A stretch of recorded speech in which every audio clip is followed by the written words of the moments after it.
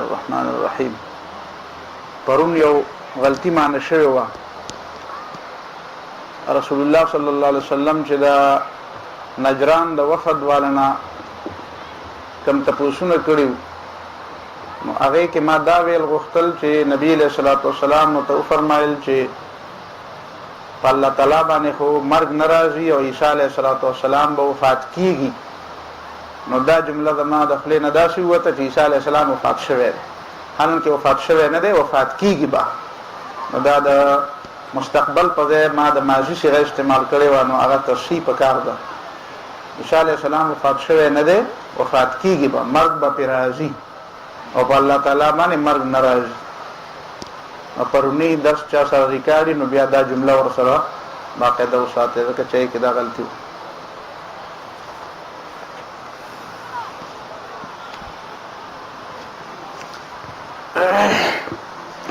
أعوذ بالله من الشيطان الرجيم. بسم الله الرحمن الرحيم. تبارك الذي نزل الفرقان على عبده ليكون للعالمين نذيرا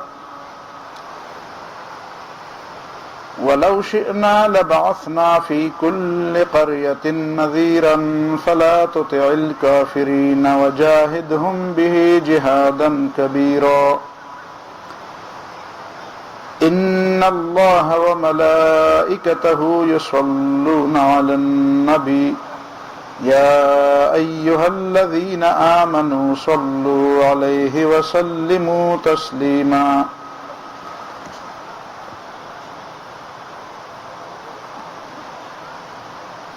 اللهم صل على محمد. پرون چې کوم درسو نو د هغې خلاصه دا ده چې توحید د الله تعالی حق دی په بندگانو او شرک د ټولو نه لوی بدترین ظلم او بدترینه ګناه ده. د ټولو نه لوی دروغ، د ټولو نه لوی حق تلفی او د ټولو نه لوی غلطه خبره، بے بنیاده خبره، هغه شرک. الله رب العالمین مقتدر اعلی دے، حاکم اعلی دے، ساورن دے او د ساورنټي چې کم تعریف په دنیا کې څوک کوي هغه سوا د الله رب العالمین نه په بل چا نه صادقي. ساورن دې ته وایي چې هغه په هر حالت کې په هر حیثیت حاکمی، په اس حیثیت هغه محکوم نه. دا حیثیت د الله نه بغیر د بل چا نشته.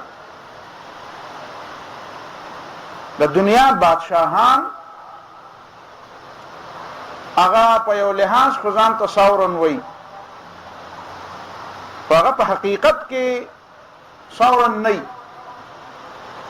د برطانیې یو بادشاه باندې خلق را پاسېدل او عدالت ته پیش شو، عدالت ورته 500 سزا واوروله.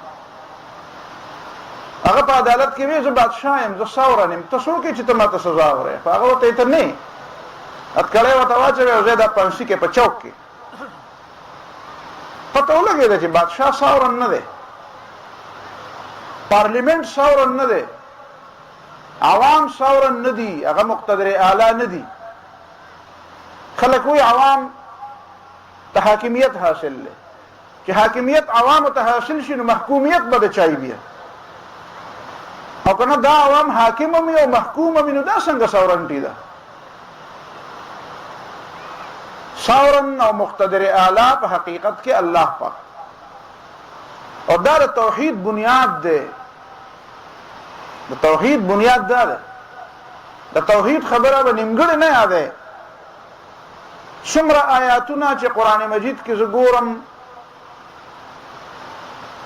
نو په هغې کې د توحید د الله تعالی چې کوم بنیاد بیانېږي نو هغه هم دا دی چې الله تعالی آمر دی، حاکم دی. امر اختیار، د آرډر اختیار، د حکم اختیار دا صرف الله پاک ته. ابلیس ولې شیطان شو او راندې دربار شو او ملعون شو او هر څوک په لعنت وایي؟ څومره آیاتونه چې د ابلیس په باره کې په قرآن کې راغلي دي هغه راجمع کړئ. تاسو ته به پته ولګي چې ابلیس الله پاک مني، الله ته رب وایي، رب انظرني، الله پاک نه دعا غواړي، په دعاګانو کې وسیلې نه کوي. قیامت مني، انظرني الى يوم يبعثون، الله ماله د بعث پورې مهلت راکا.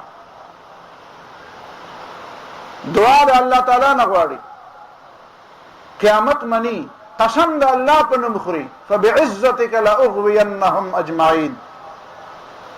ستا په لوی مې د قسمې دا ټول خلک به گمراه کم، خپل عمل ته گمراهي وي، لاغوينهم، زه به دا ټول خلک گمراه کم.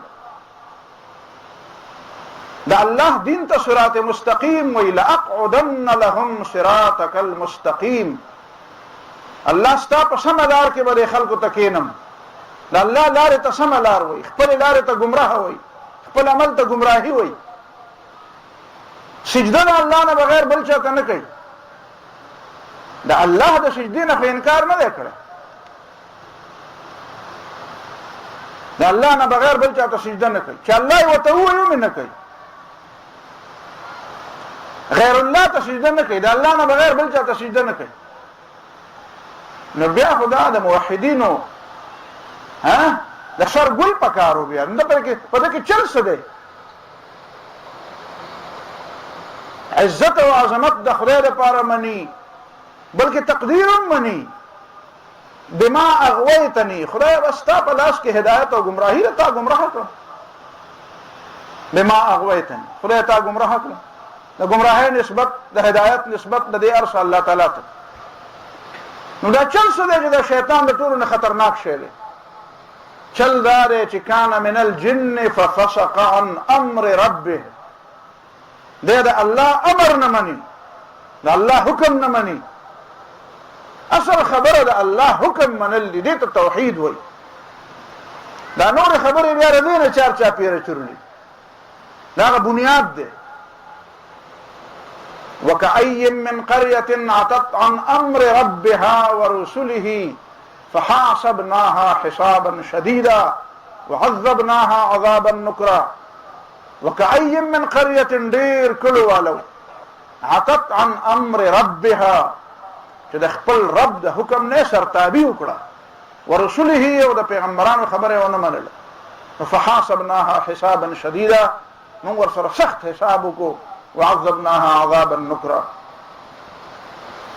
الا له الخلق والامر، خبر شي خلق الله پیدا کړي، مخلوق الله پیدا کړي، والامر حکم به پیدا الله چلی. ان الحكم الا لله، د حکم او د فیصله اختیار، حرام او حلال مقررول، قوانین او ضابطې مقررول، حدود مقررول، د زندګۍ ضابطه او د ژوند طریقه مقررول، دا د الله کار.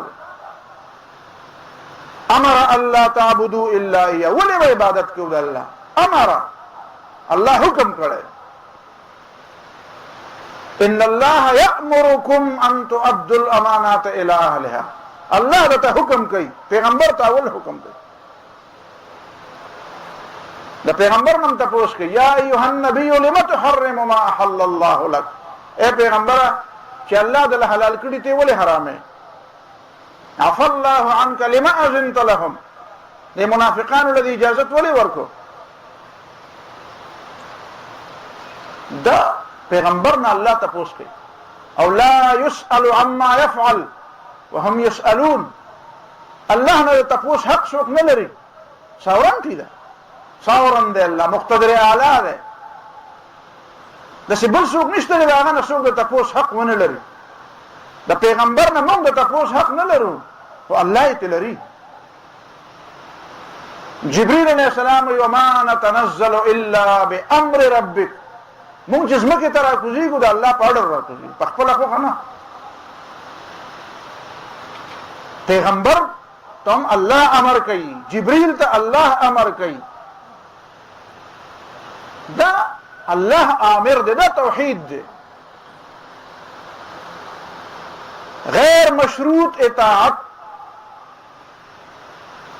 دا د الله رب العالمین نه بغیر د بل چا نشته. هغه اطاعت چې هغه مستقلی بالذاتی او غیر مشروطی، دا درې خبرې یاد ساته. بالذات معنا دا چې د چا د وجه نه نه د الله خبره ولې منل کېږي؟ بس الله دی، په دې کې وجه تاجت نشته.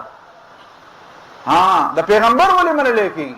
نو هغه الله تعالی وجه ویلې وما ارسلنا من رسول الا ليطاع باذن الله. د پیغمبر اطاعت ځکه کېږي چې دا د الله حکم دی.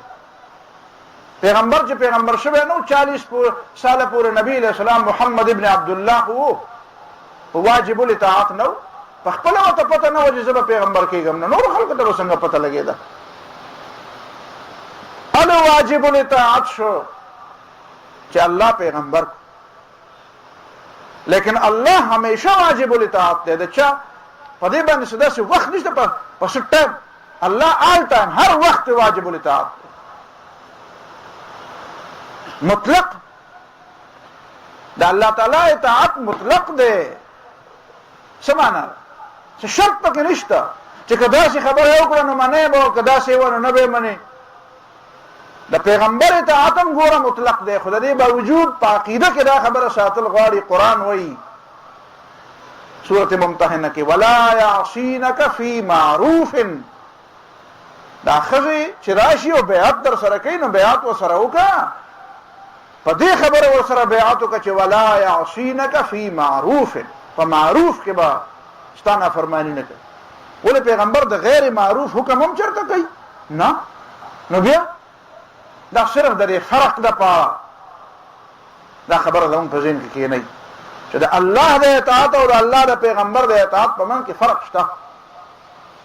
د الله اطاعت آل ټایم دی، هر وخت دی. د پیغمبر اطاعت ال دی چې پیغمبر شي، پیدا و 40 کاله اوسېده په دنیا کې، واجب الاطاعت نه. د الله اطاعت داغه د ذات د وجه نه دی. د پیغمبر اطاعت ذکر دی چې الله وایي. د الله اطاعت غیر مشروط دی، د پیغمبر اطاعت مشروط دی. مستقل بالذات غیر مشروط اطاعت د الله رب العالمین. دا توحید د کول غواړي. او دا دوار کې فرق. بیا د ورپسې د اول الامر اطاعت هغه د دینه پسې ورخوا پای کې ډېر شرطونه دي. پیغمبر سره موږ اختلاف نشو کولای، پیغمبر سره اختلاف نه کی. الله ته تپوس کولای شي ځکه چې الله پیغمبر کړي. ما ته تپوس نشي کولای ځکه زما ستا په مشوره نه دی پیغمبر شوی.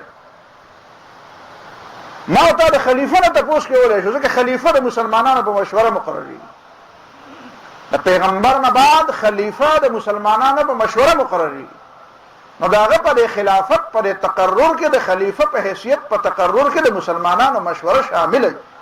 لہذا مسلمانانو تم حق دی چې خلیفہ نه تپوسو کی، الله تم حق دی چې تپوسو کی، پیغمبر تم حق دی چې تپوسو کی. په چون د پیغمبر وفات شوی ځکه خلیفہ ته ضرورت دی. نو خلیفہ به د الله تابع، د رسول بم تابع او امت ته بم جواب دی ځکه چې امت مقرر کړي. خلیفہ سره اختلاف کیږي. ابو بکر صدیق رضی الله تعالی عنہ سره خلق اختلاف وکړ، عمر فاروق رضی الله تعالی عنہ سره خلق اختلاف وکړ. خلیفہ سره اختلاف کېدی شي، پیغمبر سره اختلاف نشي کېدی.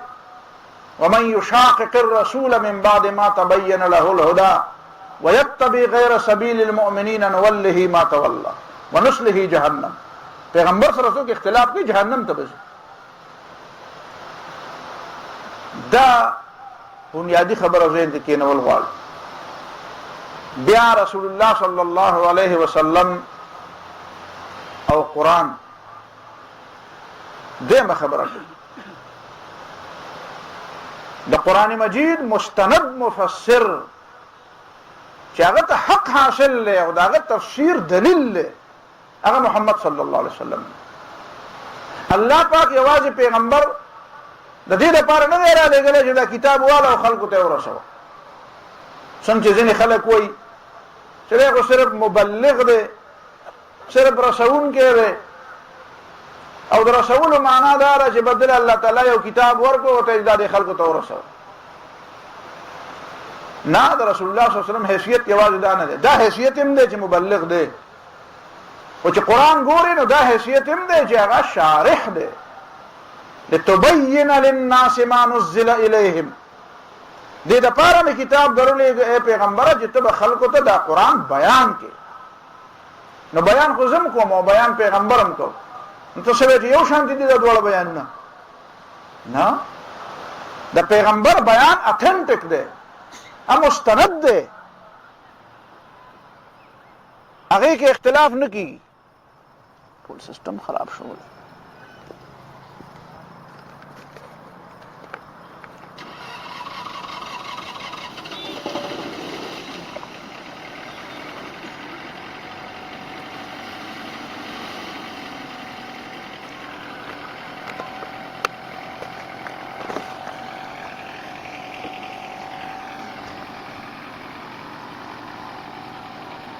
د پیغمبر او د غیر پیغمبر په بیان کې دا فرق دی. نور خلق چې بیان کوي نو اهل علم ته حق حاصل دی چې دا سره اختلاف وکړي، هغه بیان کې خطائی کیږي، خو پیغمبر چې د قرآن بیان کوي په هغې کې نه خطا کیږي. پیغمبر چې د قرآن او د شریعت بیان کوي نو د هغې سره بل چاته د اختلاف حق نشته، بل پیغمبر ته ورسره نشته. رسول الله صلی الله علیه وسلم چې بیان د قرآن کوي نو موسی علیه السلام چې ژوندی نو حق ورته نشته. عیسی علیه السلام چې را ژوندی شي نو هم ورته حق نشته چې د محمد صلی الله علیه وسلم سره د شریعت په مسله کې په بیان کې اختلاف، بل چاته بس حق حاصل. ولو کان موسی حیا لما وسعه الا اتباعی، چې موسی علیه السلام را ژوندی شي د پیغمبر علیه السلام تابعداري به کوي، اختلاف به نه کوي. نو بیا دویم مقام په عقیده کې د توحید نه بعد هغه د رسالت، دا نننی بحث دا د رسالت په موضوع باندې. رسول صلی الله علیه وسلم څه حیثیت دی نو د هغې یو څو جلکۍ به نن ته اورې. اولنۍ خبره خدا ده چې کوم په دې اولني آیت کې کم دلته موږ نقل کړی دی، تبارک الذی نزل الفرقان علی عبده لیکون للعالمین نذیرا.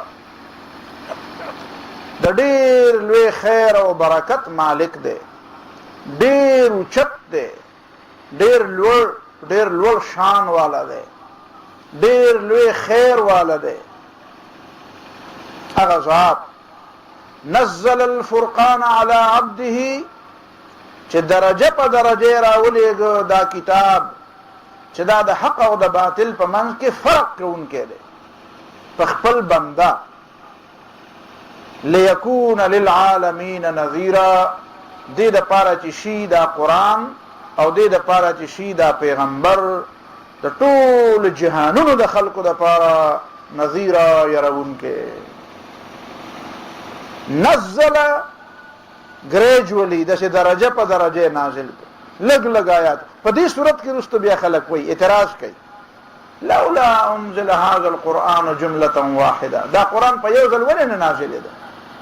نو الله په دې صورت کې سورت فرقان کې جواب ورکوي كذلك لنثبت به فؤادك ورتلناه ترتیلا، چې ستا زړه پې مضبوط کو او تا ته په طریقه ولوله. فرقان فرق ډیر زیات فرق کوونکی، دا قرآن مجید قرآنم دی او دا فرقانم دی. دا فرقان دی یعنی د دې په وجه باندې انسانان دوه ډلې کېږي، بل کتاب داسې نشته چې د هغې په وجه انسانان دوه ډلې شي، بل کتاب داسې نشته.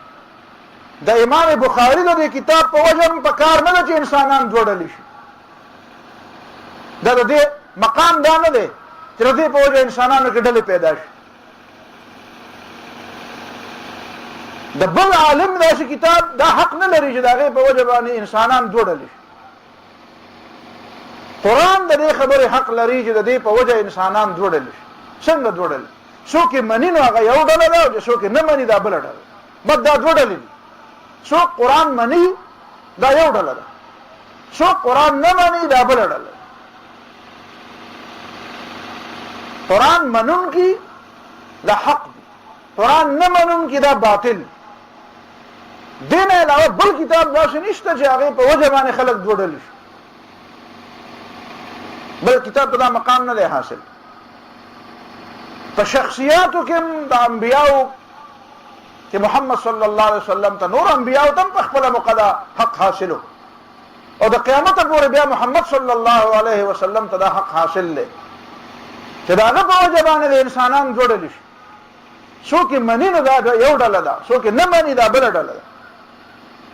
په حدیث کې راغلی دي ومحمد فرق بین الناس، محمد صلی الله علیه وسلم د خلق منځ کې فرق دی.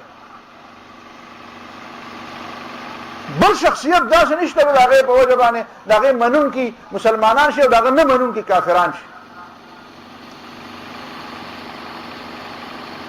دا د محمد صلی الله علیه وسلم مقام. نو نزل الفرقان على عبده په خپل بنده نازل کړ. ګوره چې الله تعالی د رسول الله صلی الله علیه وسلم د یو ډېر عظمت خبره کوي که نه، نو آتا بنده وي. سبحان الذي اسرى بعبده وانه لما قام عبد الله كادوا يكونون عليه لبدا. سبحان الذي اسرى بعبده نزل الفرقان على عبده. د نبی علیہ السلام نوم خو محمد او احمد دی، خو عبد الله لقب دی چې الله ولا ورکړی. دې معنا دا ده چې د الله تعالی د طرف نه نبی علیہ الصلوۃ والسلام ته دا سرټیفیکیټ ملاو دی، دا ډیګري ورته ملاو ده چې نبی علیہ الصلوۃ والسلام د بندګۍ د الله تعالی د بندګۍ په کامل او اوچته مرتبه کې دی. دا هغه بنده دی چې دا کامل بنده دی. نور خلق د بندګۍ په دې لاره په سفر کې روان دي. محمد صلی الله علیه وسلم هغه شخصیت دی چې هغه د بندګۍ سفر طی کړ. نو عبد دا د نبی علیہ الصلوۃ والسلام لقب اصل ډېر لوی مقام دی چې څوک د الله تعالی بنده شي. بندګي نو خلکو ته نورې خبرې ډېرې غټې غټې ښکاري، فلان کې غوث دی او فلان کې قطب دی او فلان کې ابدال دی، او موږ ته دا غټې غټې خبرې ښکاري. د انسان دپاره د ټولو نه لوی ډګري هغه د الله تعالی بندګي ده. ادي وجه رسول الله صلی الله علیه وسلم فرمایي چې احب الاسماء الى الله عبد الله وعبد الرحمن. غوره نمونه الله تعالی ته عبد الله او عبد الرحمن په نمونو کې وایي. دغه دې بده کې د بندګۍ خبر. نو سبحان الذي اسرى بعبده نزل الفرقان على عبده. دا قرآن به ولې نازل ليكون للعالمين نذيرا، چې دا قرآن د ټول کائن جهانونو لپاره د ټول مخلوق لپاره نذیر شي او يرونکی شي، او دا محمد صلی الله علیه وسلم هم د ټول مخلوق لپاره يرونکی شي. دا یکونه کې دواړه دي. محمد صلی الله علیه وسلم هم د قیامت پورې نذیر دی او قرآن هم د قیامت پورې نذیر دی. او چې قرآن نذیر دی نو قرآن بغیر د محمد صلی الله علیه وسلم د سنت او د حدیث نه په دې څوک نه پوهېږي، نه په دې عمل کېدی شي. او د محمد صلی الله علیه وسلم په سنت باندې بغیر د قرآن نه عمل نشي کېدی. دا دواړه چې یو ځای کې نو دا بیا للعالمین نذیرا، دا ټول جهان ته چیلنج دی. خلق خو لوی سړی یا لوی کتاب هغه مني او هغه بولي چې چیلنج فیس کی، چې د چیلنج جواب ورکي. بلکې نن سبا خو زم خياران خلق هغه ځان ته ګڼي چې هغه په دې ځان پوهېږي چې ماته څه چیلنجونه را مخامخ دي، چې دومره وګورم چې ماته کم چیلنجونه را مخامخ دي. او قرآن تا د دې نه ډېر مخکې بوځي، وي نه للعالمین نذیرا.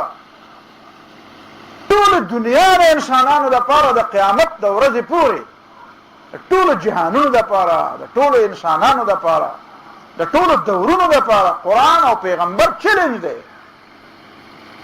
تعالی الله تعالی ډېر شی درکړی و او ته اوس لګیا یې معذرت خواهانه لهجې دې شروع کړي دي او ګوټ ته زور کې معذرتونه کوي خلکو ته. نه، ته خلک چیلنج کا او دې معنا دا ده چې د دې چیلنج جواب د چا سره نشته. دا قرآن تا ته وي چې تا کې څه غلطي یا خو بیا ټیک ده، ته پې نه پوهه، په قرآن نه پوهه، د پیغمبر په خبره نه پوهه، د دې دواړو د قرآن او د پیغمبر په دې ربط نه پوهه، د دې دواړو د ربط په نتیجه کې خلک د چیلنج کولو په طریقه نه پوهه، نو په دې خو ته ځان پوه کړه. خو دا مه وایه چې اسلام ته چیلنجونه دي. مسلمانانو ته به څه چیلنجونه وي، په دې وجه به ورته وي چې مسلمان د اسلام نه دی خبر. اسلام او قرآن خو د دنیا لپاره چیلنج دی. دې نقطه باندې ځان پوهې کې دا چې ډېر وخت وی نو ما به ډېر تفصیل کړی. لیکون للعالمین نذیرا، په دې عالمینو کې ډېر چې دا ځان ته څه وایي دا نظامونه، د تمامو نظامونه غیر اسلامي نظامونه چې څومره دي، اسلام د ټولو نظامونو لپاره چیلنج دی. غیر اسلامي نظریات چې څومره دي، اسلام د ټولو نظریاتو لپاره چیلنج دی. دې وګورئ کنه جواب اوسه پورې جواب ونه کړ. ګیلی کلر د ټورنټو د یونیورسيټي او پروفیسر د میتھس او د منطق، هغه سینه وډبوله وی زه قرآن چیلنج کوم. وی دا څنګه وایي چې زما مقابله وکړي؟ وی زه مقابله کوم. مطالعه شروع کړه آخرکار چې راووتو د خلکو دا خیال چې دی به اوس قرآن ته څه چیلنج ورکوي. چې راپاڅېدو د هغه د خبرې خلاصه دا ده چې هغه ووایي چې ما خو دا خیال و چې قرآن د کوم سړي کتاب دی، نو ما ځکه وایي چې زه به چیلنج کوم. نو دی نه خو ما ته پته ولګېده د مطالعې په نتیجه کې چې قرآن د الله تعالی کتاب دی، نو زه به د الله کتاب څنګه چیلنج کوم؟ دی نه ما ته دا پته ولګېده چې محمد صلی الله علیه وسلم نبی دی او پیغمبر دی، نو زه به پیغمبر څنګه چیلنج کوم؟ او بیا هغه دلایل ویلي دي چې قرآن ولې د الله کتاب دی. وایي داسې مصنف خو ما ته په دنیا کې نه دی معلوم چې هغه د ټولې دنیا خلک چیلنج کوي، ورته وایي چې زما د کتاب په شانې کتاب پیش کړه، او بیا ورته لا دا وایي چې نه شي. او قرآن دا وایي وإن كنتم في ريب مما نزلنا على عبدنا فأتوا. پته ولګېده چې دا د انسان به داسې څنګه وایي؟ د انسان به دماغ خراب وي چې داسې خبره کوي. ولې دی په دې نه پوهېږي چې د د مستقبل علم نشته، دی په دې نه پوهېږي چې د ماضي علم نیمګړی دی، دی په دې نه پوهېږي چې د ټول دنیا علوم د سره جمع نه دي. انسان دا خبره نشي کولی، دا خبره رد کولی شي. نو قرآن د الله کتاب دی. او بیا نور دلایل ویلي دي. وی په قرآن مجید کې د نبی علیه الصلاۃ والسلام په ژوند کې خو ډېرې عجیبه خبرې تېرې شوې دي. لکه نبی علیه الصلاۃ والسلام باندې په عام الحزن کې څومره تکلیف تېر شو په مکه معظمه کې. په طائف کې د طائف په سفر کې نبی علیه الصلاۃ والسلام ته څومره تکلیف ورسېده. نو که دا قرآن د محمد صلی الله علیه وسلم کتاب وی، نو د طائف د سفر د هغې غمونو تذکره به پکې خامخا وه. د عام الحزن د هغې غمونو د مکې معظمې چې د انسان کوم جذبات او احساسات دي، د هغې تذکره به پکې خامخا وه چې ډېر عظیم انسان یې که نه. او لکه رسول الله صلی الله علیه وسلم چې په طائف کې په کاڼو ویشتی شو او بیا په باغ کې پناه واغسته، او کومه دعا نبی علیه الصلاۃ والسلام کړې ده چې الله تعالی رب السماوات والارض او رب المستضعفین، د کمزورم ربی، الی من تکلنی، خدای ته ما چاته سپارې، الی جبار الی عدو، داسې دشمنانو ته مې سپارې چې هغه د ما سره زیاتې وکړي. او بیا رسول الله صلی الله علیه وسلم فرمایي چې الله تعالی که ته زمانه خفه نه او ته زمانه ناراضه نه نو خیر دې زه دا تکلیفونه برداشت کوم، خو ولکن مغفرتک اوسع لی، خدای که ما ته اساني راکړي نو دا زما دپاره به ډېره زیاته ښه او بیا الله تعالی زه ستا په عظیم ذات باندې تا ته وسیله کوم، ستا هغه لوی صفتونه او ستا هغه لوی ذات تا ته وسیله کوم چې الله تعالی ما چا دشمن ته ما حواله کوه. نو دا قسمه جذبات د انسان کوي خدا په قرآن کې نشته. په قرآن د پیغمبر علیه الصلاة والسلام کتاب وی نو دغه دعا چې رسول الله صلی الله علیه وسلم په طائف کې کړې ده دا په قرآن کې وی چې ابو طالب ولار د دنیا نه او حضرت خدیجه رضی الله تعالی عنها وفات شو او په نبی علیہ السلام کوم سخت په مکه معظمه کې تیر شوې دغه تذکرہ به پکې وی نشته پکې چې په قرآن کې سوره مریم شته، حالانکه عیسایان د رسول الله صلی الله علیه وسلم دشمنان دي. نبی په قرآن کې سوره خدیجه رضی الله تعالی عنها وی، سوره عائشه رضی الله عنها به پکې وی او سوره فاطمه رضی الله عنها به پکې وی. نو دا پکې نشته. نبی علیہ الصلوۃ والسلام ته خدا خلق خواږو. نو حضرت مریم علیه الصلوۃ والسلام چې کوم داغه نام لیوا خلق چې وو خود هغه نبی علیہ السلام سره دښمنی کوله چې قرآن د الله تعالی کتاب نه او د نبی علیہ السلام کتاب وي. نو چې 25 پیری پکې د عیسی ابن مریم نوم راته نو د محمد او د احمد نوم په کې صرف 15 پیری راته نه د 25 نه زیاته پیری په کې د محمد صلی الله علیه وسلم نوم راغلی وي او که د عیسی علیه السلام نوم پکې راته نو یا په کې اوځل راغلی وي او په کې دوځل راغلی وي چې محمد صلی الله علیه وسلم کتاب وي قرآن مجید. نو نبی علیہ الصلوۃ والسلام فتح هم کړی دي او تکلیفونه مو تر رسیدلي لکه په احد کې شکست ورته وین او ته وای مرګونو ته شکست نه وای زه ته شکست نه وای او په شکست کې چې کومه کمزوري د خلکو نشوي دي بیا به دغه تذکرہ نه و.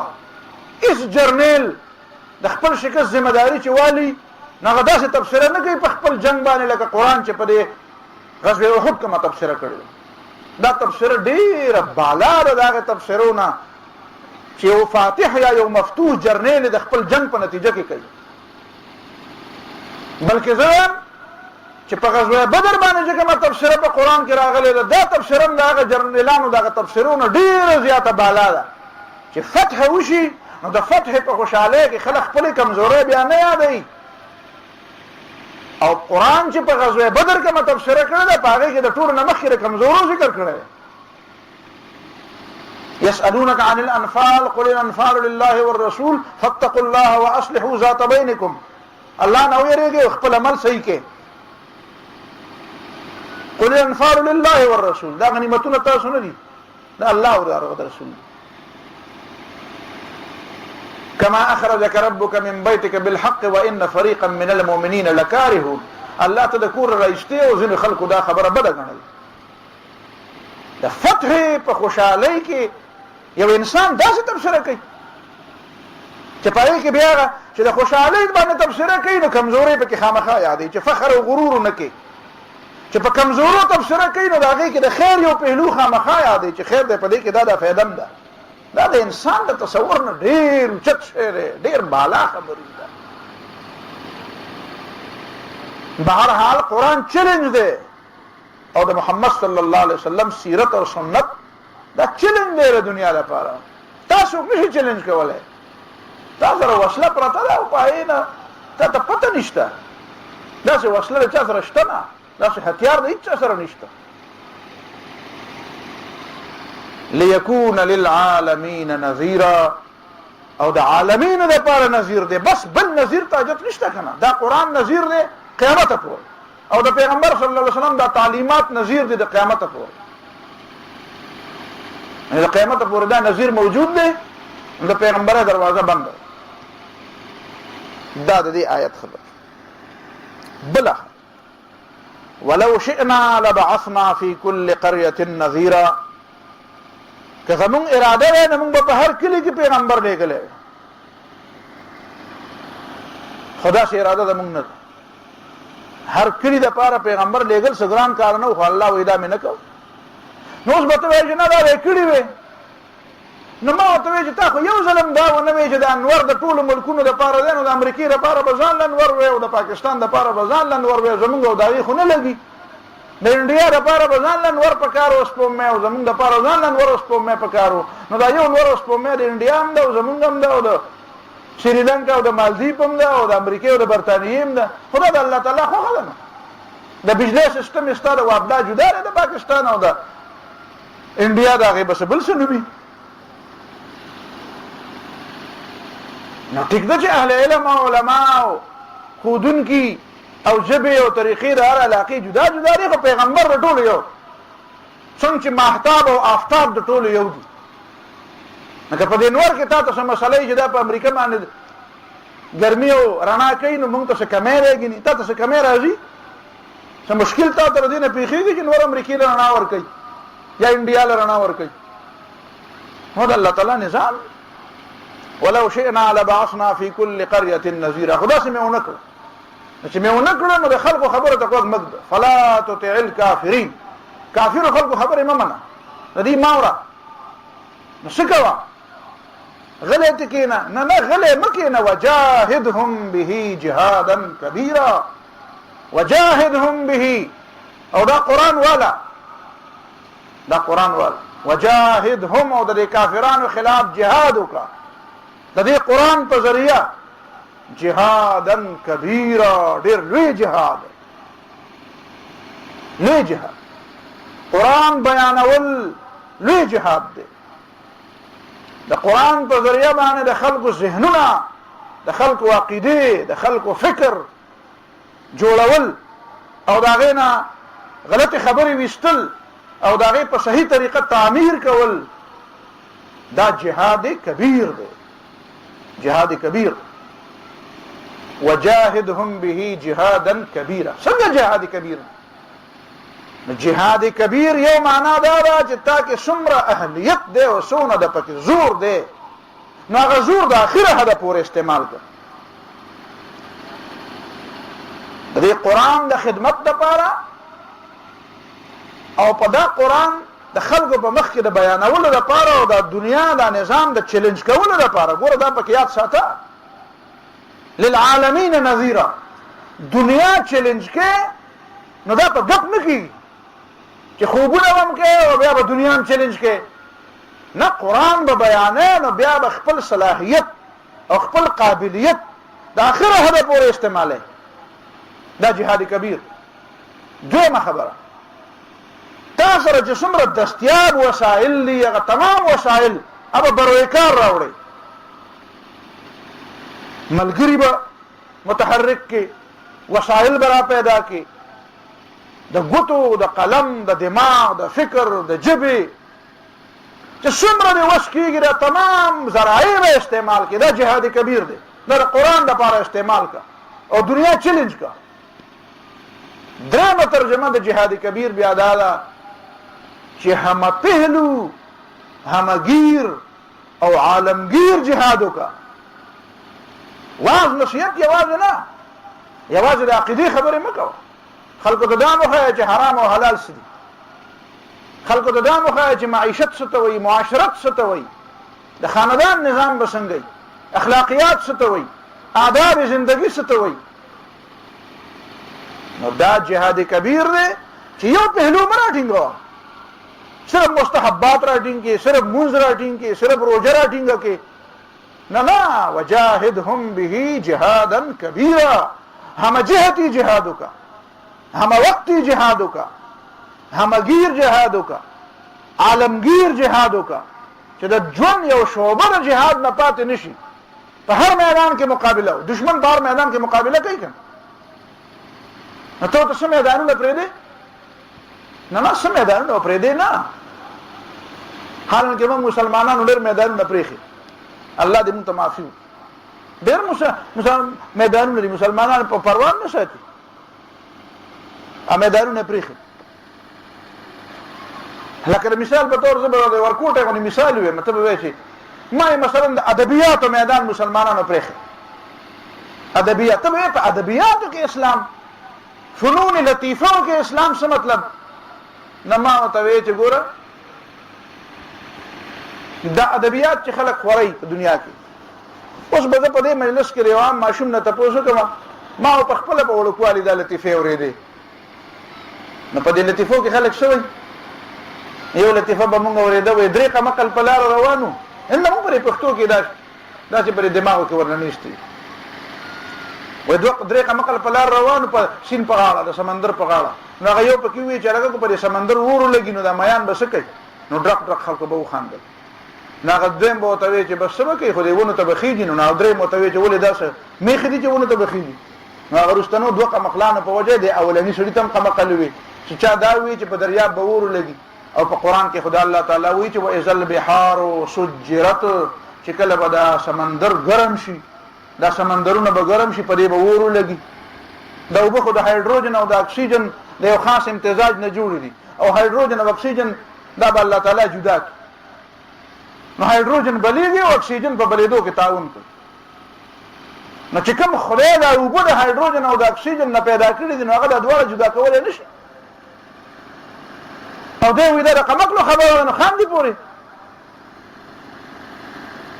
دا د خلکو لطیفي یو لطیفه ورته بل نمبر پښتو کې مخلک وي دا پلان کې سره نه ده اسی وی دا خدای د پاره د پلان کې سره ورانه د خدای د پاره اسی د خدای د پاره پلان کې بدی شي د خدای د پاره بدی شي څه مطلب یعنی به وجه مطلب دا دی چې کوم کار خلک د خدای د پاره کوي دا څه به وجه حالانکه د ټولو نه لوی کار خو هغه دی چې د الله د پاره کیږي خو مسلمان کا دا وایي خلکو ته خپل بچی ته مو بل ته مو اړه دا پروا نه ساتي مسلمان کا دې خبر نه دی دا ځکه خبره کوم ویره د پلان کې څه بل سره د خدای لپاره بدیش اردو کې مې خدا واسطه بیر خدای لپاره وسره دښمنی ده د خدای لپاره دښمنی معنی چې به وجه دښمنی مطلب دا دی چې کوم کار سره د خدای لپاره کوي نو دا به وجه هغه کار د وجه مطابق هغه کار درست دي سره د پیسو لپاره کوي نو دا بیا ټیک دی کله خاندان لپاره کوي نو دا بیا ټیک دی خو چې د خدای لپاره کوي نو دا اصل فزول کار دی نو په دې میدان کې تاسو څومره شکست خوړو ته خبره ده نه مې تاسو یو دوه مثالونه وي بیا پسې ګورو د لطیفي مې دې نه پښو ته غور کوي چې لطیفه اوري نو پکې غور کوي چې دا سوي الفاظو کې خبره به ډېر زیاته وګد شي کني په الفاظو کې مې ته ما خو دلی وي اردو کې وای عام طور قل هو الله پڑھتی ہیں وای خېټه مې قل قل کوي نو وای عام طور قل هو الله قل هو الله احد نو کلمه می قل هو الله دا قل قل چکی دا قل هو الله احد وای نه کفر کلمه نه ده چوری ته حلال خور وای حلال خور مطلب دا ده چې حرام خور دی ته وای چې هغه معزز سره او حلال خور خدای ته وای چې هغه حلال ته حرام خورا تاسو راته معزز دی تاسو حرام خون کوي حلال خور هغه چې هغه چوری دی چې هغه ناله پاکي دسته د اردو ادب دی نو مسلمان کا پک وجاهدهم به جهادا كبيرا نبی علیہ الصلوۃ والسلام د خلقو د الفاظ تسلیم کوله نبی علیہ السلام خلقو ته مفلس ته مفلس هغه په عربی کې په لغت کې معنا دار چې پیسې وسره نه افلس خلص پیسې ته باب افعال سلب الماخذ دی چې پیسې وسره نه نبی علیہ السلام په مفلس چاته مفلس دی ته چې درهم او دینار وسره نبی صلی الله علیه وسلم نه دا نه دی دا جنن وسره نشي سبب وسره وشي مفلس دی ته چې قیامت پر ورځ ډېر نیکي کړي او خلکو ته کنزل کړي خلک والی د خلکو ویني کړي د خلکو بے عزتی کړي او خلک ټول نیکي یو شي او بیا مطالبه پاتې نو دا هغه ګناونه راځي او د پر سر بار کیږي او هغه دنیا ته د دنیا نه چور ډېر نیکي راوړي او لا جهنم ته دا مفلس دی نبی علیہ الصلوۃ والسلام د الفاظ اصلاح کړی دا وجاهدهم به جهادا كبيرا مې اشاره وکړه نور دا ډېر وګړه موضوع همجهتي د سیاست میدان دی او تفریخه د معیشت میدان دی او تفریخه د سکول او کالج یونیورسيټي او د تعلیم نظام دی او تفریخه د منډیا نظام دی او تفریخه او جمعه ته ناراضي او هغه جمعه ته ناراضي ته جمعه نه بار ته نه وځي او هغه جمعه ته ناراضي کمپرومایزم کړی دا جهاد کبیر دی وجاهدهم به جهادا كبيرا قرآن په ذریعہ باندې به یو ډېر لوی جهاد برپا کې، هم جهتي جهاد به برپا کې. بیا د هغې نه بعد د رسول الله صلی الله علیه وسلم دومره لوی مقام دی، نو پکار دا چې د نبی علیہ السلام سره مینه وکړي. څومره مینه به ورسره کې، نو دې ته ګوره چې الله ورسره څومره مینه کوي. ان الله وملائکته یصلون علی النبی، الله او داغه ملائک په پیغمبر درود را لېږي. د الله د درود را لېږلو معنا ده الله په رحمتونه را لېږي، الله یې مرتبه اوچتوي، الله ولا علم ورکوي، الله یې مدد کوي، الله یې ذکر اوچتوي، الله یې د ګناهونو نه پاک ساتي، بچ کوي د ګناهونو نه، د نیکو توفیق ول ورکوي، دعوت عام کوي، ملګری ول را پیدا کوي، په ملګرو کې ول اهلیت او صلاحیت ورکوي، د خلکو په ژوند کې محبت پیدا کوي، او د الله ملائک ورته دعا کوي، محبت هم ورسره ساتي او دعا هم ورته کوي. نو یا ایها الذین آمنوا مؤمنانو تاسو خو ته خامخا دعا وکړئ، تاسو خو خامخا په پیغمبر درود وایئ، تاسو خو ځکه درود وایئ چې تاسو خو د پیغمبر په وجه باندې د ډېرې لویې ګمراهۍ نه بچ شوئ. ملائک خو مخکې نه څه ګمراه نه وو چې د پیغمبر په وجه د ګمراهۍ نه بچ، خو بیا هم د الله د سلطنت کارندگان دي، او نبی علیہ الصلوۃ والسلام په دې دنیا کې د الله د بادشاہي او د الله د حاکمیت دپاره او د الله د عبادت دپاره لګیا دی. نو ملائک ورته دعا کوي، نو ته خو ورته خامخا دعا وکړه، ځکه چې ته خو د پیغمبر په وجه باندې د ډېرې لویې ګمراهۍ نه بچ شوې، د ډېرې لویې ګندګۍ نه بچ شوې، د ډېرې لویې جهالت نه بچ شوې، نو په تا خو ډېر زیات احسان دی.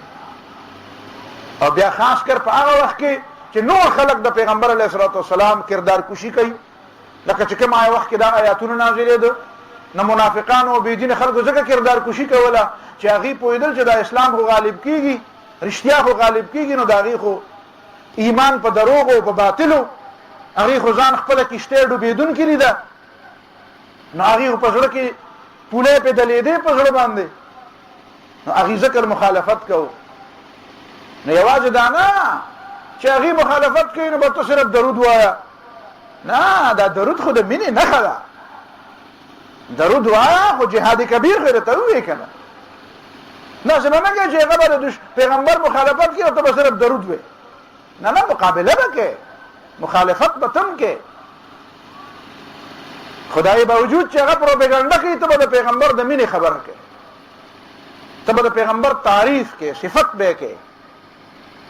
صلو علیه وسلمو تسلیما.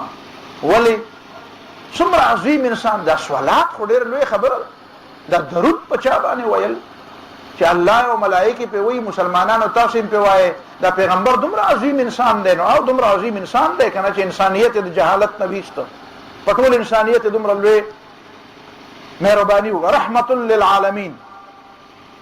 خو څومره لوی دی، نو یو لوی والی نقطه دلته بله ده، هغه دا ده چې الله تعالی مونږ ته وایي صلو علیه، او مونږ څه وایو؟ مونږ وایي اللهم صل علی محمد وعلى آل محمد. نو کله کله خلک سوال کوي، وایي یاره تاسو د مسلمانانو مجیبه خلک یې، الله پاک تاسو ته وایي صلو علیه، په دې پیغمبر درود ولېږئ، او تاسو الله تعالی وایي یا الله پاک ته به پیغمبر درود راولېږه، نو الله تعالی تا ته وایي ته پې راولېږه، او ته الله تعالی ته وایي خدای ته پې راولېږه، نو دا به پې څوک رالیږي؟ وایي دا تاسو عجیبه خلک نه یې؟ وایي مونږ عجیبه خلک نه یو، خو ستا د دماغو پرمه کږه ده، ته پوهېږې نه، ته صرف په داسې غټو غټو خبرو پوهېږې، د ډوډۍ په خبرو، ساګ ماګ ښه پېژنې، ګیا ښه پېژنې، ته دا ډېره ښه پېژنې، ته داسې په دې خبرو نه پوهېږې. الله مونږ ته وی په دې محمد صلی الله علیه وسلم درود راولېږه. صحابه کرام رالل، د خدای پیغمبره سلام خو مونږ پېژنو چې د سلام معنا دا ده چې تا دپاره به دعا د سلامتیا کوو، د سلام معنا دا ده چې تا سره به روغه کوو، ستا خبره به منو، ستا مخالفت به نه کوو.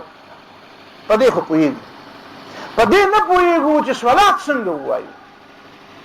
نو رسول الله صلی الله علیه وسلم ډېر عظیم انسان دی، دومره عظیم انسان دی چې دا ورته نه وایي چې یا مسلمانانو تاسو ما څه پیژنئ دا چې په دې انسانانو کې اسې داسې مصنوعي غوندې غټي که نه نو خلکو ته وایي چې تاسو ما پیژنئ چې زه څوک یم تاسو ما څه پیژنئ حال کې کله کله سړی رښتیا باندې هم ګیله وکړي هغه حافظ الپورۍ ګیله کړې ده وایي باز په جاله کې چا نه دی پیژندلی او قدر نشته د حافظ په الپورۍ کې کله کله سړی ګیله وکړي د خلکو نه وایي تاسو ما څه پیژنئ خدا خو راځي پکې خو محمد صلی الله علیه وسلم دا خلکو ته ونه وایي چې زه دومره لوی یم چې زما لویوالی د الله نه بغیر بل څوک نه پیژني نو ته به زما د شان مطابق په ما څه درود راولېږې خو د الله نه وغواړه چې الله تعالی په ما راولېږي داسې ورته ونه وایي خو داسې ورته ووایي چې بس داسې وایې چې اللهم صل علی محمد وعلى آل محمد ما دومره ورته وایي خبره په حقیقت کې دا وه خبره دا وه چې تاسو زما د شان مطابق په ما درود نشئ رالیږلی خدای ورته ونه وایي خو د دې آخري حصه ورته وویله چې الله نه وغواړئ چې په ما درود راوړي بس د الله نه دعا وغواړه او دې کې د انسان دغه جذباتو لحاظ وساتلی شو لکه داسې وګڼه چې یو انسان د ډېرو تورو تیارو نه چې ډېرې ډغرې خوړلي ډېر په لاس او خپې او سر او تندی او لاس او خپې او ملا یې ماتی او بیا یو کلاو شاهراح ته راشي یو یخ سوري لاندې کینی او خپل منزل بیا مومي نو د هغه د زړه د خوشحالۍ اندازه ولګوه نو به څومره خوشحالی نو هغه به وایي چې یاره دا چا چې ما سره دا ښه وکړو دته زه په کومو الفاظو باندې وي یاره ما سره خو دې الفاظ نشته یاره جي ما سره خو ستا د دې نیکۍ د بدلې څه الفاظ نشته د هغه جذبات بیا دای نو تا له پکار ده چې ته د محمد صلی الله علیه وسلم سره دومره مینه وکړې چې بیا ستا جذبات دای چې مولا ما سره خو هغه الفاظ نشته چې زه په د محمد صلی الله علیه وسلم د دې نیکۍ بدله وکړم خو مولا زما د دې جذباتو خو تا ته پته ده نو مولا چې دا محمد صلی الله علیه وسلم د څه اهل دی او د څه لایق دی هغه څه درود ته پیژنې نو ته یې پرې راولېږه ملایکه هم دعا کوي نو ملایکه هم دعا کوي نو زه هم دعا کوم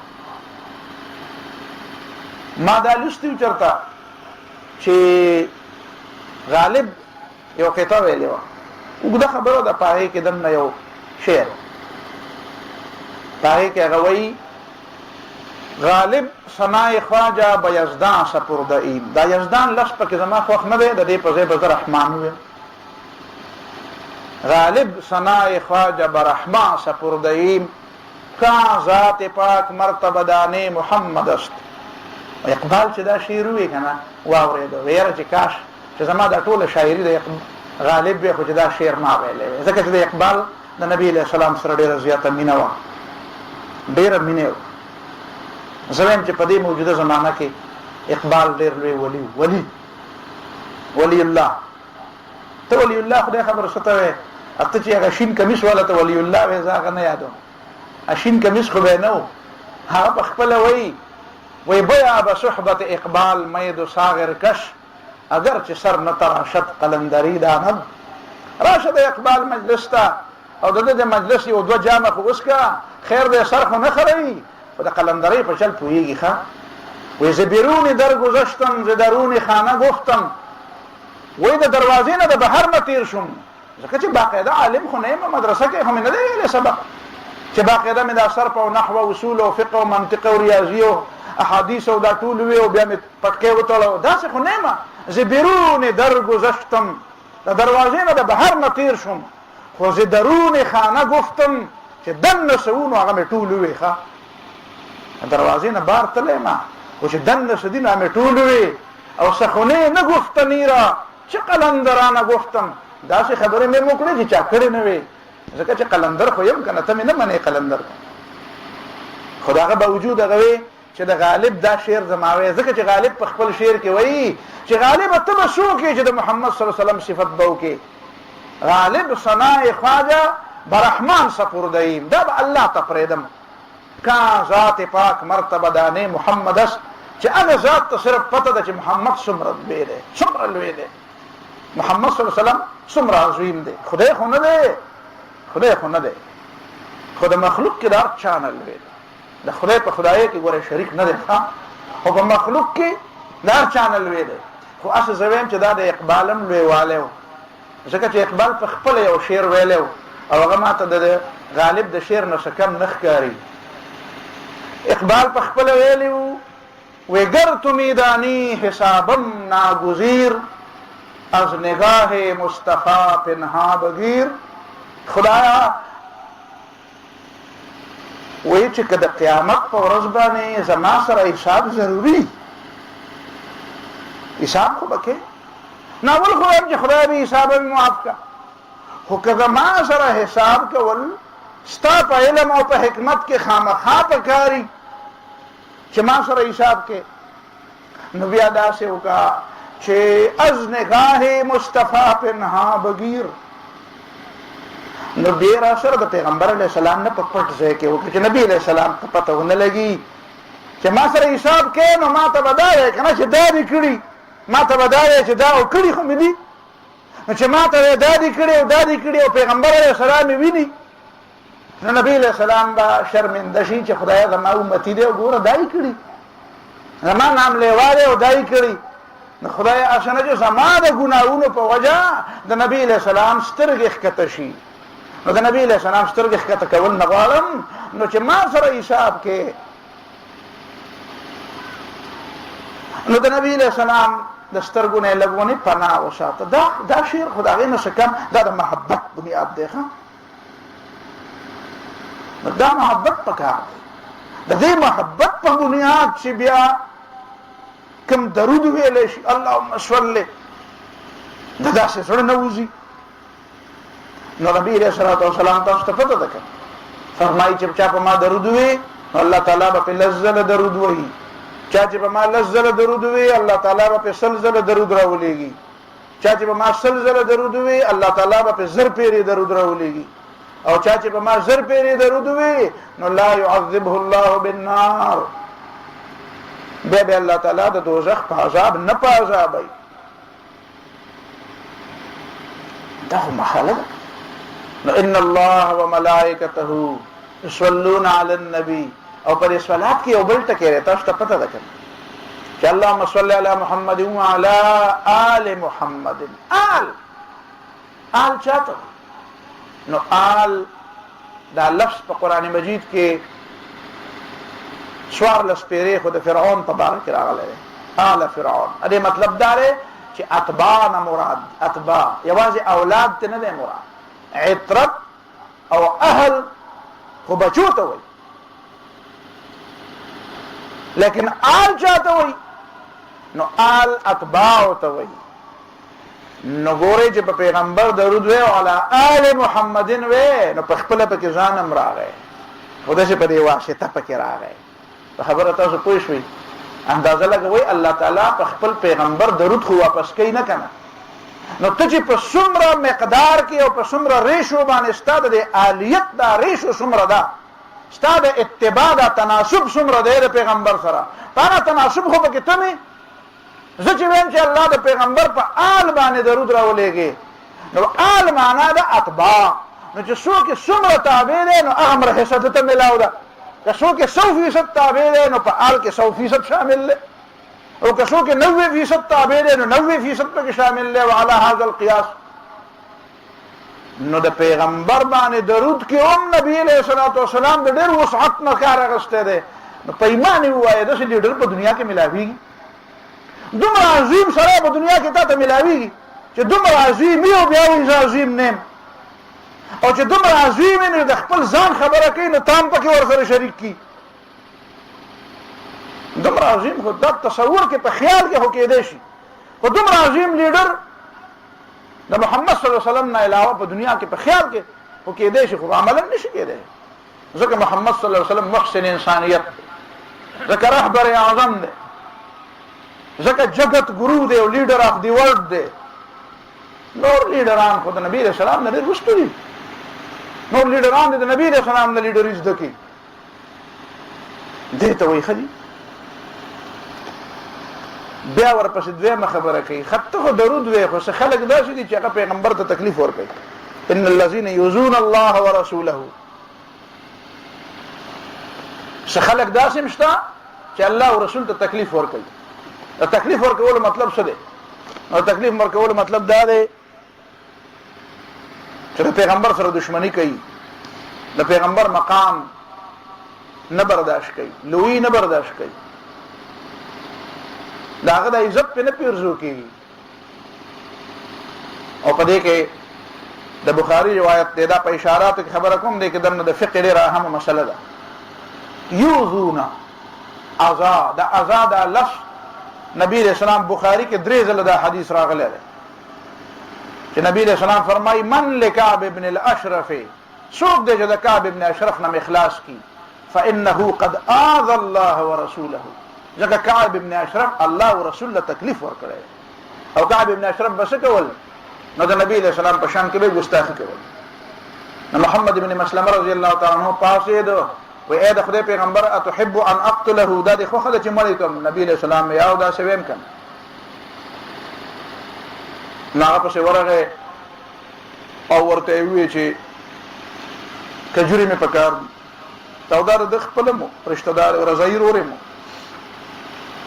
او بیا ورته چلو لکو هغه ته وی چې کجوري بدل درکم، خو خزي برا سره جانا کېږي. هغه خزي څوک ته چا سره جانا دي، وی زامن برا سره جانا کې وی بیا به زامن ته خلک پیغور کوي چې په یو څو منه کجورو کې جانا وي، نو ویسو وی وسله برا سره جانا کېده. وی زه بیا خبر راوړم، به سبا ما خام براش به ځان سره مرګري راوستو او داسې چې راغې نو هغه دغه غاړه ورکړه وته ډېر مزیدار تر دې لګول دي. زما خزه خدا شي خسته است ترونه جوړي چې داسې په عربو کې هیڅ خزه نشي جوړولای، وې زته داسې دا اختدار راکې نه چې به لګونی بوې کم وی ولې نه وی ورواله چې ورواله نه بس را زوري ته عمر ګور ته وی راځي.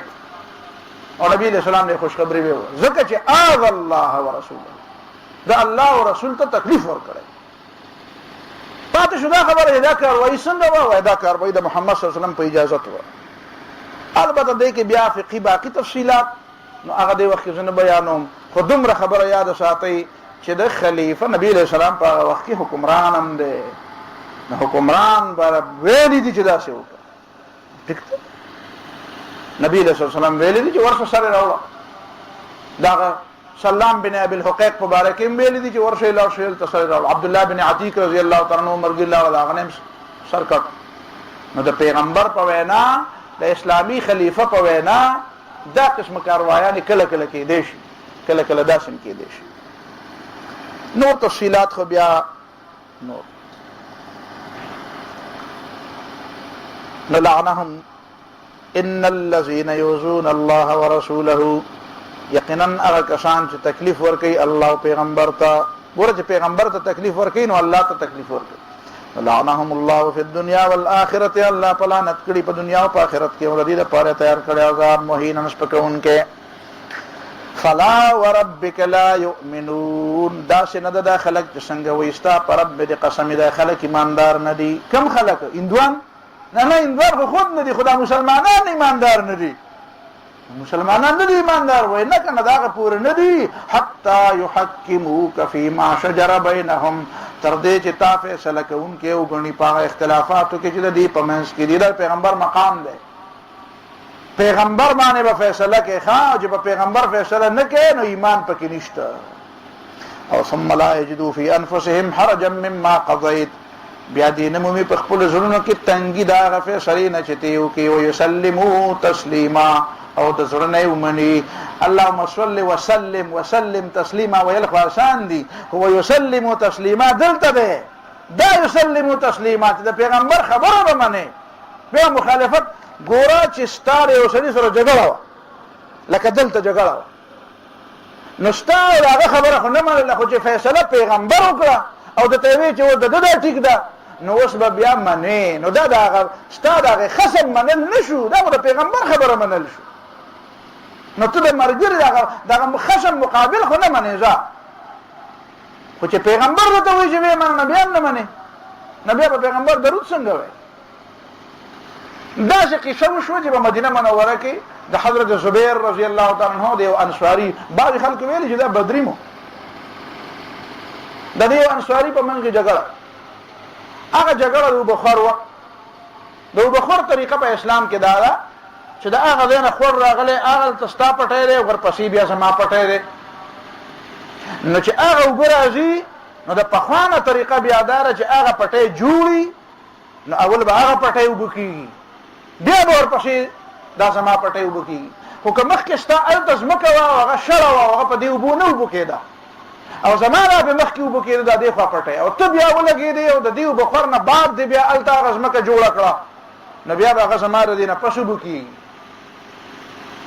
القدیم یترک علی قدمه، چې کوم پخوانۍ طریقه ده هغه به په پخوانۍ طریقه روانه. دلته طریقه دا وه چې هغه د خړګۍ اوبه راغلې وي نو اول ورته د حضرت زبیر پټی و، بیا د دې انصاري پټی و، د دې دواړه په اوبو جګړه شوه. انصاري ورته دا وایي چې زما پټی به مخکې اوبه کېږي او حضرت زبیر وایي زما پټی به مخکې اوبه کېږي. نبي علیه السلام یې مخکې د اوبو ته د چا د اوبه چې راځي اول پې د چای په پټي اول لار ده، وایي د زبیر په پټي لار ده. وایي زبیره ته مخکې خپل پټی اوبه که بیا به د انصاري له اوبه را پرېږدې ښه اشرب، او بیا د اوبو دا ورخ آزاد چې د دې طرف ته راځي اوبه کوي، بیا دی په خپله خو دا ورخ یې ته آزاد. زمیندار به اول دا کار چې ورخ به ده ته راپرېږدي. نو هغه ورته وایي هغه انصاري چې ښه ان کان ابن عمتک، دا د ترور زوی دی نو ځکه د ده دا پټی مخکې کړه. نو خبره خو ډېره خطرناکه وه. نو رسول الله صلی الله علیه وسلم غوسه شو، وی چې زبیره داسې به وکړي چې اوس خو مې راته اوسه پورې مې راته دا وي چې دا پټی به صرف اوبه کړي. اوس مې راته دا وي دوه الفاظ راغلي حتی یصل الماء الی الجدر، چې دې پولو ته اوبه ورسي نو هله به بیا دا اوبه دې خوا راپرېږدي. او یا یې ورته دا ووایي چې د پلکۍ پکې ډوبېږي دومره دې دا پټی ډوب اوبه شي نو هله به دا اوبه دې خوا راپرېږدي. مخکې خو ما ستا حق دله ورکړی خو دی نه پوهېده، د په دې مې اعتراض وکړو چې ما تا ته دا ونه وي چې د اوبه خور پوره طریقه دا ده، پوره حق دا دی چې ستا پټی پوره اوبه شي. خو ما راته وایي چې صرف اوبه شو نو بس راپرېږده، دا نه چې په هغې کې اوبه ډنډه ودرېږي. اوس به پکې اوبه ډنډه ودرې نو هغې نه بعد بیرې ته راپرېږدي. او دا آیت نازل شو. په ایمان یې ووایې چې خلک په څومره معاملاتو کې د پیغمبر خبرې نه مني. دا وړې وړې خبرې دي، قرآن او په حدیث کې ډېرې لویې فیصلې شوي دي، خلک مني. نو فلا وربک لا یؤمنون، څنګه ایمان دی؟ ایمان دی ته وایي ویسلموا تسلیما، او دړنې ومني. بیا دا بله خبره په ذهن کې کېنوئ، اخرنۍ خبره دا لږه مختصره بیانوم. هغه دا ده چې تا ته وویلی شو چې نظیر قرآن هم دی او نظیر پیغمبر هم دی. نظیر قرآن هم دی یرونکی او نظیر پیغمبر هم دی. پیغمبر علیه الصلاة والسلام خو وفات شو، خو قرآن ګورې ټولې دنیا ته ورسېد. تاسو ته پته ده دا د اسلام طریقه ده چې په یو ملک حمله کوي نو مخکې به ورته د دین دعوت ورکړي. خو تا ته پته ده ابن بطال علما یې پېژني، د بخاري شارح، هغه په خپله شرحه کې وایي چې ما په مدینه منوره کې د امام مالک د شاګردانو نه واورېده چې که په یورپ باندې حمله کوئ، په یورپیانو حمله کوئ نو ګوره یاسې نه چې مخکې وله دعوت ورکړي، هغې ته دعوت رسېدلی دی، ولې دا نه پوهېږي د رومیانو ته موږ څه ویله وایه دعوت ویلی. نو تاسو یې په ایمان ووایه په هغه زمانه کې واقعي د یورپ هر یو سړي ته دعوت رسېدلی و؟ نه. نبی علیہ السلام په زمانه کې چې نبی علیہ الصلوۃ والسلام رومیانو ته او یا د حضرت خالد په زمانه کې بیا د حضرت عمر په زمانه کې چې هغې رومیانو باندې حمله کړې وه نو د روم هر یو فرد ته دعوت رسېدلی و. وایم نه. نو بیا نو ما ورته وایي چې تا زده کړې نه دی که نه، ته داعیانو نه تپوس نه کوې که نه، مبلغینو نه تپوس نه کوې چې د چا کار ټول عمر دعوت او تبلیغ او بیان دی، هغه علماو نه تپوس وکړه. نو ته نه کوې تپوس که نه، ته چا خطا کړی. دعوت او بیان دې ته وایي چې د قوم سربراه ته ورسي، او چې د قوم سربراه ته دعوت ورسېد نو د مسلمان غاړه آزاده شو. ته به دا د کوم ځای نه وایې؟ ما وایې د بخاري حدیث یاد ساته، رسول الله صلی الله علیه وسلم هرکولس ته خط لیکلی دی، هغه خط ما په یاد کړی. نو هغه د بخاري نه بیا ماله چاره دی سعودي نه غالبا یو ملګري ماله هغه خط کاپي راوړی چې نبي علیه السلام کوم لیږلی هغه د اردن د حکمرانانو سره و چېرته هغې بیا چېرته شایع کړی او د هغې نه خلکو فوټوکاپیانې ایستلي دي. نو هغه یو فوټوکاپي ماله یو ملګري راولګېده، د نبي علیه السلام هغه مهر پرې دی. نو هغې سره چې ما ټېلې کې صرف د یو لس فرق پکې او هغه روایتونه واقعي علماو جدا جدا نقل کړي. هغه دا چې نبي علیه الصلاة والسلام هرقل ته لیکي من محمد عبد الله ورسوله الى هرقل عظیم الروم، دا د محمد صلی الله علیه وسلم خط دی چې د الله بنده او د الله پیغمبر دی، هغه هرکولس ته هرقل ته چې د روم لوی سړی دی. سلام علی من اتبع الهدى، سلام دې په هغه چا چې په سمه لار روان. اما بعد، د دې نه پس خبره دا کوم چې فإني أدعوك بدعاية الإسلام، زه تا ته د اسلام دعوت درکوم. اسلم تسلم، مسلمان شه نو بچ بشي، د آخرت کې به د عذاب نه بچ شي، په دنیا کې به د جنګونو نه بچ شي. اسلم، مسلمان شه، یؤتک الله اجرک مرتين، الله به در ډبل ثواب درکړي، ځکه عیسی علیه السلام دې منلی دی، ما به ومنې. فإن أبيت، او که ته نه منې، فإنما عليك اسم اليريسيين، نو بیا ګوره ستا د لاس لاندې خلکو ګناه پتا ده. که لاندې خلک جهنم ته ځي نو ګناه به پتاي، که خلک بې کلمې مري. ځینې خلک خو پکې داسې وایي بې کلمې مسلمانان مري، خو بهرحال دا به خطا کېږي، و یاره په سند کې بې کلمې مسلمانان مړه شو، نو چې بې کلمې شو مسلمان څنګه شو؟ خو بهرحال که بې کلمې څوک مري نو ګناه به بچي. فإنما عليك، فما به ګناه نه، پتا به ګناه چې تا ته ما دعوت دررسو، ته لاندې خلکو ته ولې نه رسې؟ یا کوشه سربراهي پرېږده چې زه ورته ورسوم، او یا دا کار وکړه، او یا ګناه ته ټینګ شه. اسې زه ستاسو نه دا تپوس کوم، دا یو خبره ده، ستاسو اسایمنټ هم شو، جواب به ماله سبا راکوئ. هغه دا چې نبي علیه الصلاة والسلام دا صحابي لیږه شام ته، او دله خط ورکړی و چې د اسلام دا دعوت هرکولس ته ورسوه. نو شام او د مدینې په منځ کې چې دا صرف سرحد میثاق کو، نو 1500 کیلومتر خو لار ده د مدینې منورې نه، چې صرف اوس هم دا سرحد حساب اخوا خو پرېږده.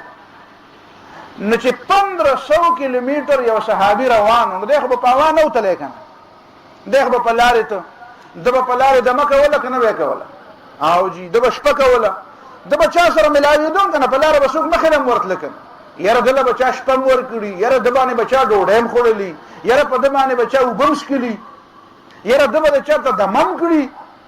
نو دی چې د څومره خلکو سره ملاوېدو، هغه خلکو ته د اسلام دعوت ورکړه که ولې نه کړو؟ تاسو ما ته وګورئ که نه چپ ته تېر شوی و.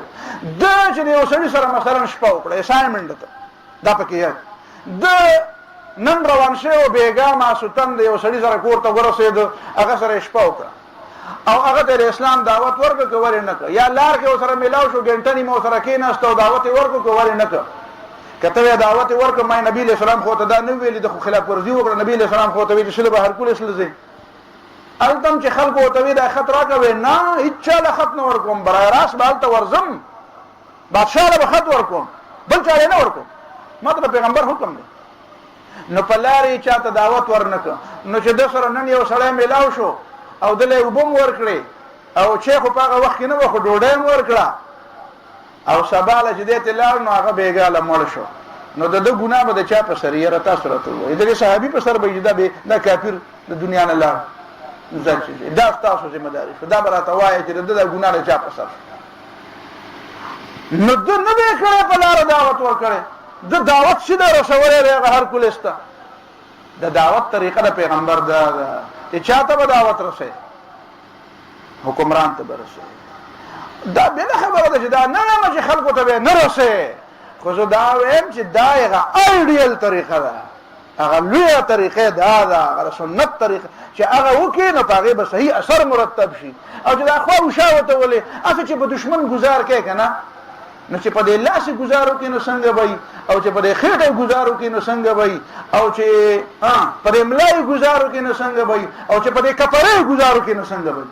نو قرآن کې الله تعالی ملائکو ته وایي چې فضربوا فوق الاعناق، د سټ نه د پاسه یې وهئ، او وضربوا منهم كل بنان، دا بندونه وله وهئ چې یا د ګزاره وځي او یا بلکل آخرت ته وربوک شي.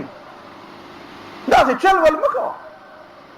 نو خیر دی که ته په خېټه وویم خو به شي، دا خو ټیک ده، خو لکه ګزار خو په سر پکار، چې په تا په سر ګزار کوي نو ته ولې په خېټه ګزار کوي؟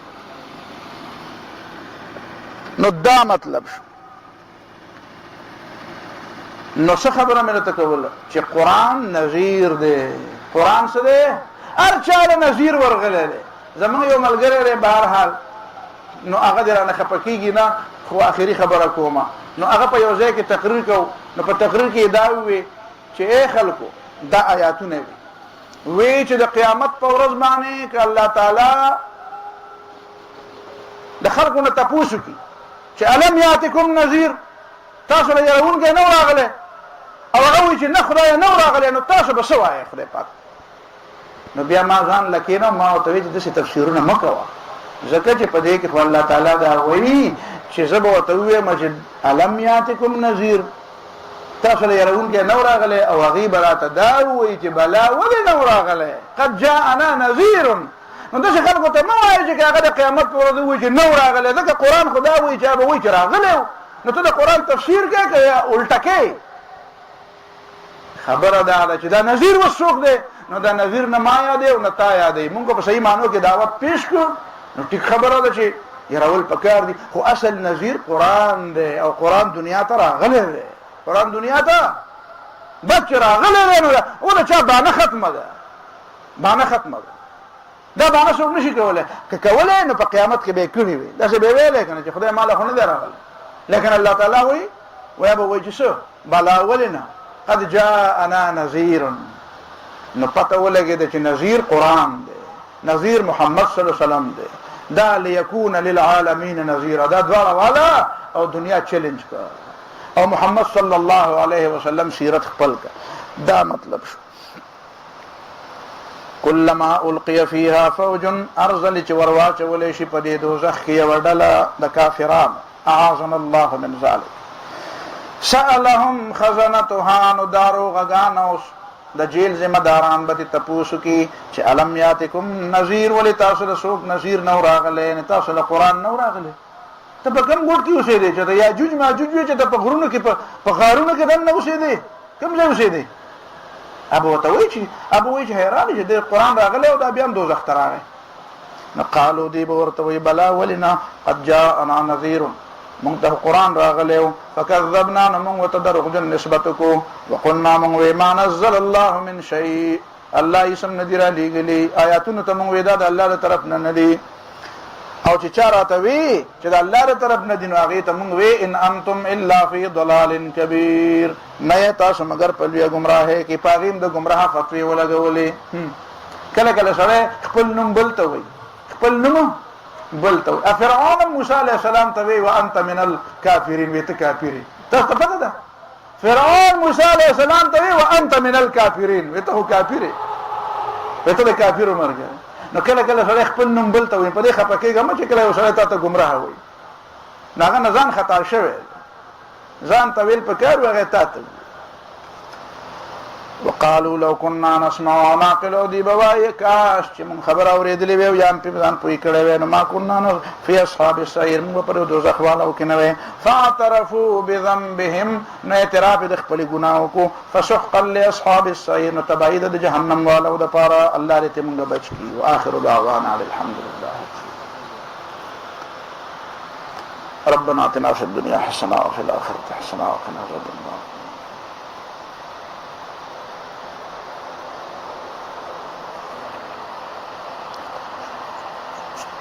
د مصر مسلمانانو ته دعا وکړي چې الله تعالی یې مرسته او مدد وکړي او د یهودیانو او د امریکایانو زور الله وکړي الله تعالی د عیسی د شنو ناکام الله تعالی د هغې د ایجنټانو منصوبې شنډ کړي الله د مصر د اخوانو او د عامو مسلمانانو مرسته او ملګرتیا وکړي الله یې مدد وکړي الله یې په زور کې اضافه وکړي الله زموږ په دې وطن کې د شریعت نظام غالب کړي موږ مسلمانان په قرآن پوه کړي الله تعالی زموږ مشکلات اسان قرضدارو د قرض نه خلاص کړي بیمارانو له شفا ورکړي الله زموږ په حال رحم